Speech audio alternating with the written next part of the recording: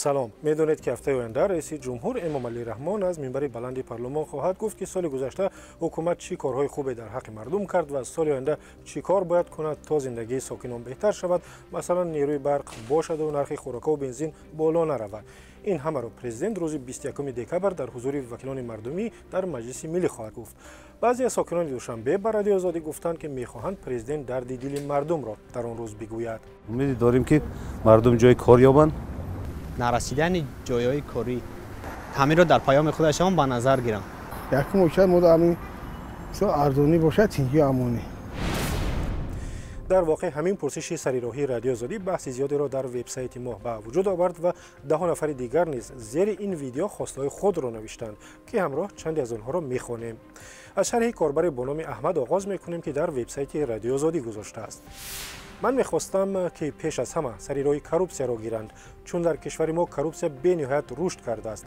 خش و تباربازی، محلگرایی، جورابازی و غیره. یگان مؤسسه و کارخانه نیست که بی پول کارت را اجرا کند. دزدانی هستند که میلیون ها سامان پول ملت را میدزدند، نسبت به آنها یگان چاره نمیاندیشند. جناب عالی، التماس سریرای کروپسیا را گیرید. تاریخ گواه است که کشوری که در آن کروپسیا اوج گرفته است نه تنجی دارد نه آبادی.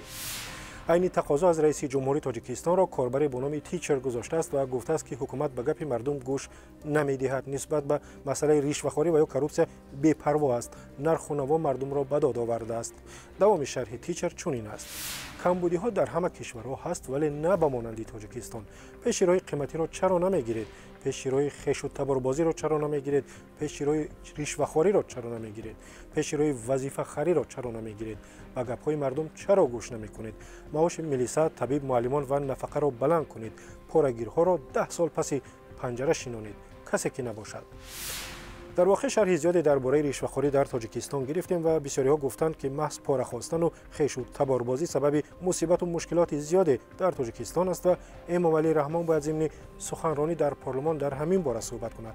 شرح کاربری را با نام من معروف می‌خوانیم که در وبسایت رادیو آزادی گذاشته است. من میخواهم پرزیدنت با کارمندان مقامات امنیتی صحبت کند و با این کار خاتمه دهد که بعضی‌ها منصب و خش و تباری را استفاده برده من جنی فلانچه گفته دیگران را میترسانند. انسان‌هایی که در مؤسسه‌های دولتی کار میکنند باید غم ملت را خورند، لیکن سیستم همه خش و تباری است. از همین لحاظ پرابلم‌های مردم راه حل را نمی‌یابد. تعدادی از کاربران خواستند که رئیس جمهور درباره مشکلات اجتماعی و اقتصادی صحبت کند، راه حل آنها را پیشنهاد نماید. یکی خواسته است به تعلیم قرآن در همه جا اجازه داده شود، دیگری تقاضا دارد در دوشنبه پرورش گاو را اجازه دهند.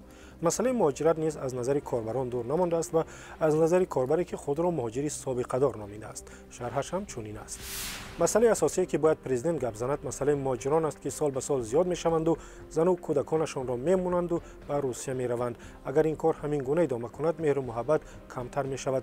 دیگر مهاجر از مشکلات همان عائله در تاجیکستان بیزار شده یک زن روس میگیرد و همانجا میماند. زن و کودکش خوار و در بدر میشوند.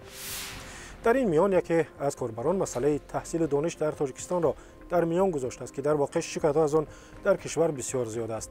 کاربری که خود را معلم نامیده است با مراجعت به امامعلی رحمان رئیس جمهوری تاجیکستان گفته است اگر او به مسئله معارف و دانش بچه‌ها بی‌اعتنایی کند کشور آینده نخواهد داشت. نظرش هم چنین است: من میخواهم پرزیدنت محترم درباره سطح دانش گپ زند که به خاک یکسان شده است. جوانان زیاد خاک نمیفهمند. به خدا کدو از کلای بعضی از جوانان بیشتر مغز و دانه دارد. اگر پرزیدنت امامعلی رحمان به این مسئله بی اهمیتی کند تاجیکستان یک آینده تیره و تار خواهد داشت. نظر شما در این باره چیست و یا امامعلی رحمان در پیام سالانش به مجلس ملی و مردم باید به کدام مسئله ها توجه کند؟ در وبسایت رادیو آزادی نویسید و یا در ویدیو ثبت کنید و به شماره که میبینید بفرستید. تلگرام، واتساپ، وایبر و ایمو دارد. آزادی آنلاین به پایان رسید. من طاهری سفر هستم و اینجا رادیو آزادی است.